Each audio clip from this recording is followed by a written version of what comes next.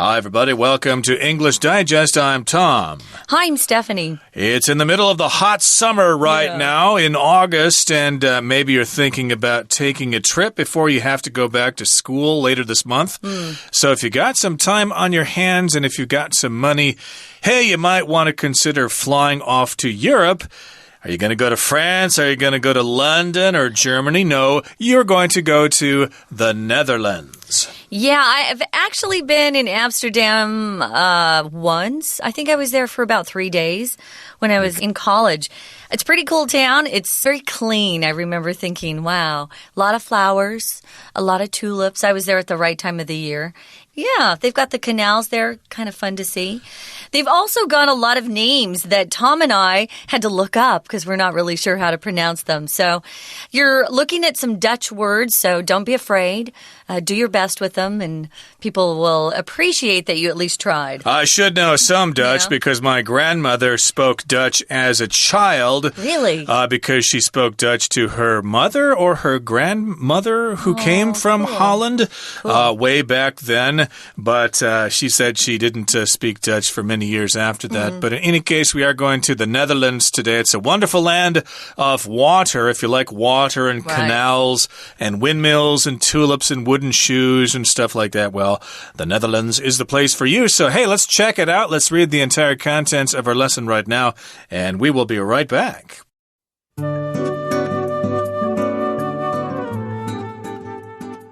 The Netherlands, informally known as Holland, is a small country in northwestern Europe that is largely known for its tulips, wooden shoes, windmills, and cheese. It borders Germany to the east, Belgium to the south, and the North Sea to the northwest. The Netherlands' location along the sea has greatly impacted it throughout history, both through forcing its people to create ingenious canals and dams, and by helping it become a naval and colonial power. Crisscrossed by the Rhine, the Waal, and the Meuse rivers, the Netherlands is prone to flooding. Things are worsened by the fact that 27% of its land sits below sea level. To make their land more habitable, the Dutch built windmills to help with water drainage. Today, about 1,150 windmills dot the Netherlands landscape. With the water carefully kept at bay, the Dutch have learned to utilize it in a way that brings prosperity. The country's rivers and long coast gave rise to trading over the centuries, leading to the Dutch expanding and colonizing overseas in the 17th century, known as the Dutch Golden Age. The term reflects the Dutch Empire's successes. After all, it held land in the Americas, Africa, India, the Middle East, and Asia, including Taiwan. The Dutch Golden Age is also noted for its tolerance. The Netherlands was the first European country to develop into a genuine democracy, for example. It's also long been a haven for the arts and has held a deep-seated thirst for knowledge, as evidenced by its population's high literacy rates and flourishing publishing industry. Okay, guys, we're going to be talking about the beautiful country of the Netherlands for the next couple of days. It's a wonderful land of water. Now, I don't know about our listeners, but I was always confused about the difference between the Netherlands and Holland. What is the difference? Well, the Netherlands is made up of 12 provinces, and 2 of them are considered to be Holland. But the biggest cities in the Netherlands are located in those 2 provinces.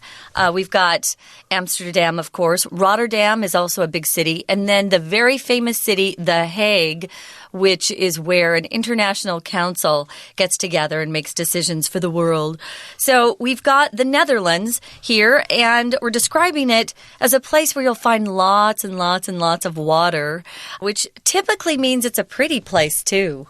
And don't forget Apeldoorn, which supposedly is where my ancestors came from the Netherlands. I haven't heard of Apeldoorn. It's kind of a smaller city, but I've never been there, so I wouldn't know. But in any case here, yes, the Netherlands are also informally known as Holland. Of course, here in Taiwan, you do refer to the Netherlands as Holland or Holland. Oh, interesting. But they call themselves the Netherlands. If you see them competing in international competitions, their sweatsuits are going to have the word Nederland written on the back, not Holland. Well, I hope I explained that clearly. Holland is just two of the provinces. So if you're talking about the entire country, you have to say the Netherlands. Yeah, that's what my grandma used to say. Yes, Holland is a part of the Netherlands. It's not the whole thing, but some people use those terms interchangeably. True. But in any case, it's a small country in northwestern Europe, and it's largely known for its tulips, wooden shoes, windmills, and cheese. So tulips, that's that kind of flower that's kind of closed on the side and open on the top, and they come in many different colors. So pretty. My grandmother loved to grow tulips.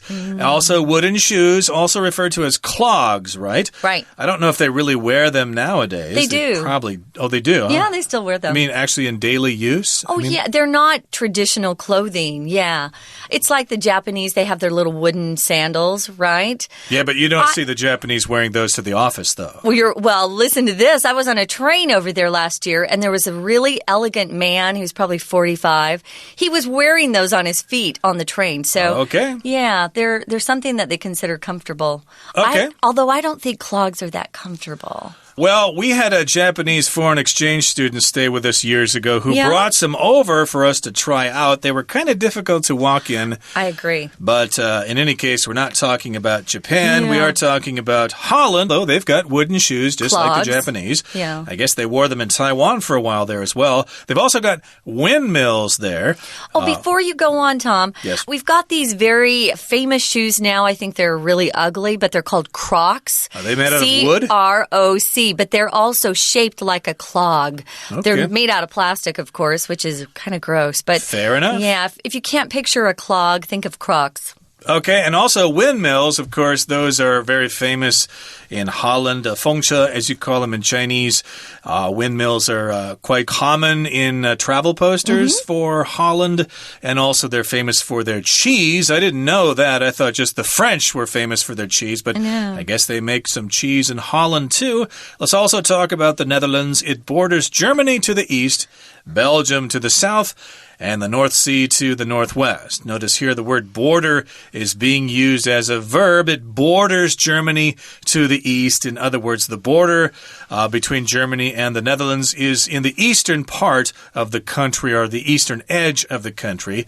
So yeah, I guess if you get bored of the Netherlands, you can pop over to Germany for a stein of beer, go down to Belgium for some waffles, and go for a swim in the North Sea. Now, the Netherlands' location along the sea has greatly impacted it throughout history, both forcing its people to create ingenious canals and dams, and by helping it become a naval and colonial power. So yes, because it is located along the sea, that has greatly influenced the history of the Netherlands, or we could say it has greatly impacted it.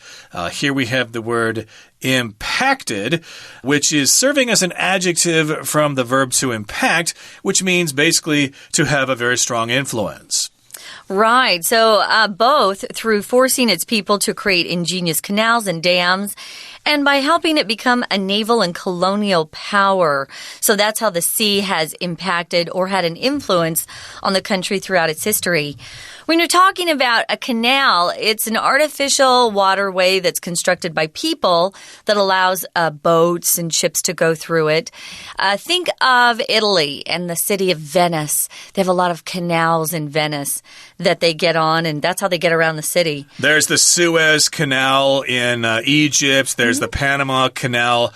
There's some big canal in China as well. Oh, really? And the Erie Canal in New York State, I believe. And Bangkok supposedly still has a few canals as well. But here, Holland has all sorts of canals. That's what makes Amsterdam famous. Also, we've got dams. A dam, of course, is something that holds back water. There are dams, of course, here in Taiwan with the reservoirs. And, of course, also its location along the sea has helped the Netherlands become a naval and colonial power. Yes, a naval power means they got a strong navy. You don't want to mess with them. They're going to sink your ships if you're not careful. At least that was the case in the past. And they were also a colonial power.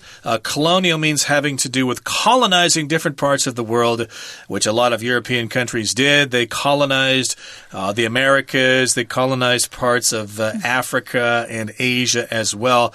We usually think of the French as doing that or the Spanish, but the Dutch were busy doing that as well. They had colonies in various parts of the world, but I'm kind of hard-pressed right now to think of where they had their colonies. I guess Indonesia was a Dutch colony, right? I bet our listeners are all sitting there going, hey, the Dutch came to Taiwan and they colonized Taiwan for a while. They were able to get rid of the Spanish that were here for a while as well.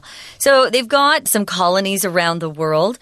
Let's move on to the next paragraph. It starts out by saying crisscrossed by the Rhine, the Waal, it's pronounced with a V sound and not a W, and the Meuse rivers. The Netherlands is prone to flooding. So if you crisscross a place, it means you go back and forth. And here we're talking about these rivers that are crossing and crossing again the country. So there's a lot of water. If you're prone to do something, you're likely to do that thing. And notice here, if you say the Netherlands, although it looks like the Netherlands is plural, you use a singular vowel, guys. So you don't say the Netherlands are. You say the Netherlands is, and it's likely to flood there. They've got too much water. Right, and of course we could say that Hualien is prone to earthquakes as well. That's why a lot of people don't want to move down there. And things are worsened by the fact that 27% of its land sits below sea level. That doesn't sound good, so that makes things worse. Things are worsened by this fact. To make their land more habitable, the Dutch built windmills to help with water drainage. So they want to make the land more habitable. If something is habitable, that means you can live there and you can produce things and you can grow crops and stuff like that instead of worrying about floods. And the windmills help with drainage, which means you get rid of the water. You need to have good drainage in areas, say, like Elon. When it rains a lot, you need to get that water out of there and into the ocean so people can continue with their lives. Yeah, drainage is a noun form that we don't see as often. It talks about the whole process of water disappearing or leaving a place. But you'll see in Taipei, at least, that's where we live, you'll see a lot of drains. So when it rains hard, if you look towards the side of the street, the pavement, you can see where the water's going underneath the ground through these little grates and through these little round circles. Those are drains. So that helps keep the flooding back a little bit. So today, they've got about 1,150 windmills that dot the Netherlands landscape. They're not the ugly windmills that we see for the wind energy. These are old windmills that have been there forever, and they actually are a big symbol of the Netherlands. If something's dotting the landscape, it means you see a lot of them here and there. We've got a lot of convenience stores that dot the landscape in Taiwan. Right now, guys, we're going to take a quick break, listen to our Chinese teacher, and then we'll be back. Hi everyone, my name's Jenny. 今天我们看的是第9单元。好，第9单元要谈一个与水共生的国家——荷兰。The Netherlands. Netherlands 这个为什么会这样称呼呢？其实它的本意就是第一帝国，这个第一帝国也造就了今天的荷兰。那我们要来看看荷兰，基本上我们有时候不叫它 The Netherlands， 我们可能称它为 Holland。这个 Holland 是它非正式的英文名字。好 known as 我们就先谈这个片语。当我们用这个片语说 A is known as后面加名词，这就表示说是以什么样的称号，以什么样的身份角色而闻名。那再来他就说了，那他有名的是哪些特点，哪些特产等等。他用到另外一个 known for， 就在下一行这边 known for is tulips etc. 这个 for 介系词就告诉你以什么特色而得名或闻名。那这个地方当然我们都会晓得，荷兰的确它很有名的就是像它的郁金香、它的木鞋、它的风车，还有它的起司，这些我们都知道是荷兰的特色。那接下来就要看荷兰地理位置上，它呢东边是德国，它的南边是比利时。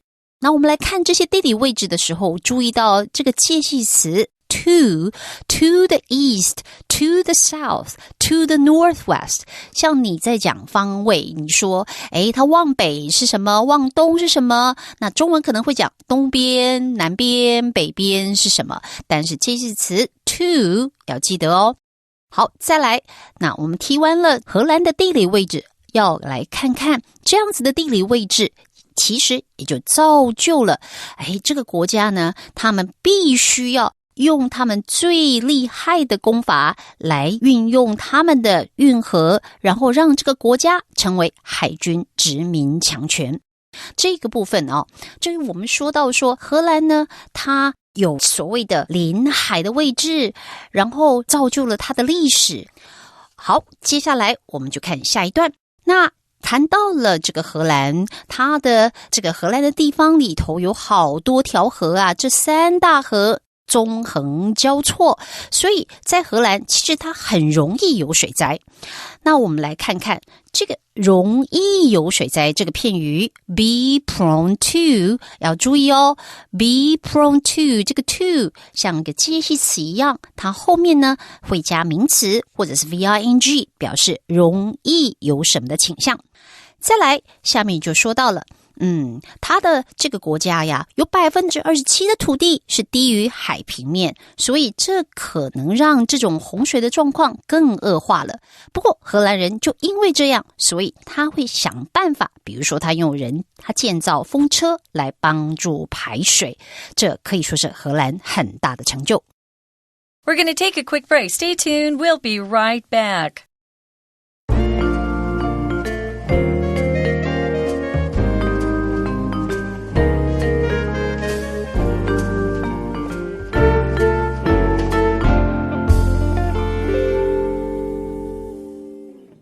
We shall now continue with our lesson. We are describing the Netherlands, and we've been talking a little bit about their history. They were a naval power and a colonial power, and they're famous for their canals and dams. And, of course, because it's crisscrossed by all those rivers, the Netherlands is prone to flooding. And so they've got all those windmills to help with water drainage. So you can see windmills all over the place in the Netherlands. Now, with the water carefully kept at bay, the Dutch have learned to utilize it in a way that brings prosperity. So here we've got the phrase to keep something at bay. That means you keep something or prevent something from causing trouble. So because they've got this ocean right there that would just love to flood the Netherlands, because 27% of the Netherlands is below sea level, well, they need to keep it away and to stop it from causing trouble. So they need to keep it at bay. So they've kept the water at bay. It's not causing trouble. So they've learned to utilize it, which means to use it for your advantage. And they're using it in a way that brings prosperity. That just means fortune and income and stuff like that. This phrase, keep something at bay, I think of health and sickness when I see this sometimes. Someone has a fever, you don't want it to get worse, you want to keep the fever at bay. Or maybe, fell down and hurt your ankle, there's a lot of swelling where it gets big and fat. You want to keep the swelling at bay by taking some inflammation medicine, something that will help the swelling. So you don't want it to get worse. So that is often used when you want that sort of meaning or interpretation, to keep something at bay. Let's move on to the sentence here that says the country's rivers and long coasts gave rise to trading over the centuries. If you give rise to something, it means it becomes more prevalent. You see it more. It happens. So it gave rise to trading over the centuries. Countries back then would get in big boats and ships and take their products, whatever they produced, and use it to trade with other countries that could grow crops that maybe you couldn't, or maybe maybe they couldn't grow what you had, so they would trade with each other. And that led to the Dutch expanding and colonizing overseas in the 17th century, which is the 1600s. And this was known as the Dutch Golden Age. I think that's when they came to Taiwan. I would imagine so. And the term, the Dutch Golden Age, reflects the Dutch Empire's successes. Okay, so here we've got the word reflect. Yeah. That does mean for light to bounce off an object, like a mirror reflects light, and the noun form is reflection. But here, reflects just means to embody something or to represent something. So it basically just stands for or represents the Dutch Empire's successes. Okay, the Dutch Golden Age means that Holland, or the Netherlands, was very successful during that period of history. After all, you have to admit this is true. The Netherlands held land in the Americas, Africa, India, the Middle East, and Asia, including Taiwan. So yes, indeed, they had colonies in the Americas. I think Dutch Guiana or something is one of their colonies. New York City, of course, was once controlled by the Dutch. That's why it was called New Amsterdam at one time. And a lot of place names in New York City are Dutch. Africa, they were in South Africa. Parts of India and the Middle East, I think they were in around that strait. What's that strait called? The Strait of Hormuz or whatever. Also Asia, which includes here good old Taiwan. Yeah. There are still vestiges of Holland being here in Taiwan as well. It's true. So that's why they call it the Golden Age. The Golden Age of anything is when something is at its prime. It's at the height of its success. The Golden Age of radio was in the 1930s in the U.S. So we use it quite often to talk about when something was really most successful and moving along at its height of popularity, too. So it's kind of interesting to think about because nowadays the Netherlands, they're kind of quiet. You don't hear a lot of news coming out of the Netherlands. But they had their day, and that was back in the 1600s. When they were really successful. I think after that, the British kind of took over and were going around the world and taking over colonies. The British were quite powerful at one point. So the Golden Age is also noted for its tolerance. If something is noted for something else, it means that particular thing was well known or famous. So the Golden Age also meant, there was a lot of tolerance back then. If you tolerate something, that's the verb form of this noun tolerance. It means you're willing to accept the existence of something or other people's opinions, even though you might not agree. You allow people to have their own opinions. You want friends who are very tolerant, I think. Sometimes parents don't want to tolerate their kids not doing their homework or being naughty and misbehaving. We don't want to tolerate too much, but if you have tolerance, you accept things that you probably wish weren't like that or don't agree with. You can put up with a lot of things, and the Netherlands was the first European country to develop into a genuine 100% bona fide democracy. For example, democracy, of course, is government for the people, by the people, and of the people.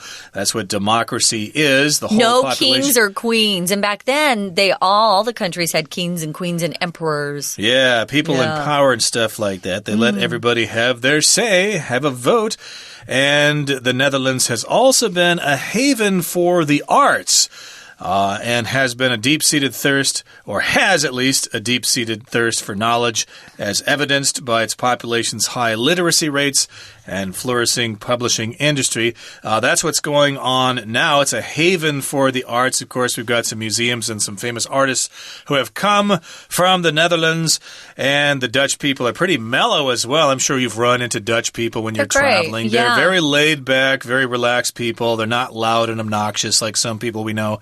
And they're, pretty cool to hang out with. And, they've got some places in Amsterdam, coffee shops where you can stop in there and really mellow out, if you know what I'm talking about. And they've got a thirst for knowledge. They want to learn a lot of stuff. And also, this is evidenced by their high literacy rates, which means To be evidenced by means this proves that something is the case. Literacy is how many people in the population can actually read. And write, both. Yeah.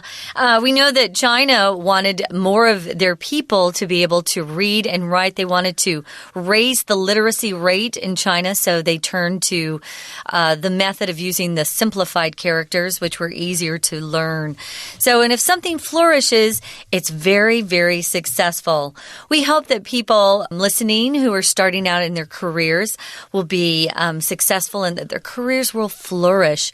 So if it flourishes, something develops well and is very successful. That's just day one, guys, of our two-day unit or two-day lesson on the Netherlands, a wonderful land of water. Right now, guys, we're going to listen to our Chinese teacher one more time, and then we'll be back to wrap up. 好，那我们继续来看，提到荷兰这个地方地势低，然后容易有洪灾，所以呢，他们怎么样来帮助这个地方让排水状况变好？他们盖了风车。那这边就说到了，这个荷兰的水呢，就很小心的让它不要来影响荷兰的发展。这里 with the water carefully kept at bay， 注意到这个前面的句构 with 这个接系词，它后面呢会接受词，受词后面接补语，表示一个状况，或是附带的条件等等，我们常常用 with o 再加 oc 这样的句构，而这里的OC， 也就是说它的这个补语位置是 KEPT， 这个 kept 其实是个过去分词，那讲的就是这些水呢是被很小心的让它可以维持在什么样的状态，可以维持在受到牵制的状态，因此就让荷兰这里可以繁荣。那接下来呢，他又提到了荷兰呢，它有很长的海岸线，然后所以它国跟国之间的贸易其实发展的蛮好的，这也让荷兰它之前曾经是很强大的殖民别人的国家。那我们看到这里有一个片语 lead to， 而且这个 lead to 加了 ing， 我们看到这个句构上其实这就是一个分词片语，而这个分词片语为什么？当然是因为你连接词 and 不见了，那你就会要把这个结构上改成分词作为修饰语。好，那我们谈到荷兰的历史上，这可以说当它成为一个很强大的一个荷兰帝国，一个荷兰殖民国的时候，它真的是它的黄金时期。好，那最后呢，就要看到荷兰它当然基本上黄金时代是一个帝国，可是它也是第一个发展成为真正民主的国家，这一点我们不能否认。而最后就告诉大家，今天我们也谈到荷兰呢，它其实我们要知道它是一个艺术的避风港，而且呢这个国家的人他其实还有强大的求知欲。那怎么看得出来呢？最后这里 as evidenced by， 这个 as 就是正如同后面这里这两个点可以证明的出来。好，记住哦， as 这里就像准冠带，它其实是一个连接词。好，今天的讲解就到这边结束，我们下次见。That's it for today, everybody. Thank you for joining us, but please join us again next time when we continue to talk about the Netherlands, a wonderful land of water. From all of us here at English Digest, I'm Tom. I'm Stephanie. Goodbye. Bye.